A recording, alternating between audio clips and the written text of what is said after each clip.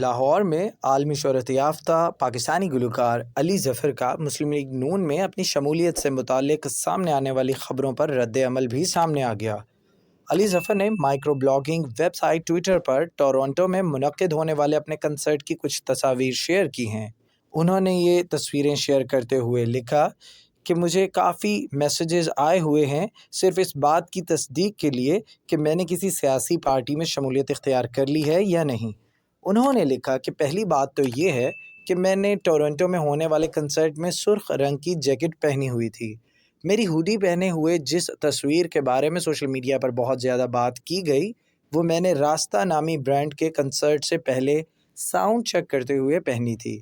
علی ظفر نے مزید لکھا کہ اس ہوڈی پر اسے خوبصورت بنانے کے لیے کچھ مقامی علامتوں اور مشہور دیسی فکروں کا استعمال کیا گیا تھا۔ انہوں نے لکھا کہ اس ہوڈی کے اوپر بلے اور تیر کا نشان بھی بنا ہوا تھا اور میں نے اسے کنسرٹ سے پہلے بس اتفاق سے پہن لیا کیونکہ وہ مجھے کسی نے تحفے میں بھیجی تھی۔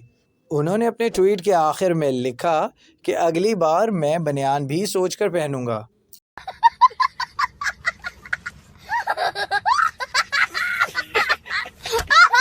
پلیز ہمارے چینل کو لائک اور سبسکرائب کیجیے گا اور بیل آئیکن پر کلک کریں تاکہ مزید معلومات کا سلسلہ آپ تک جاری رہے۔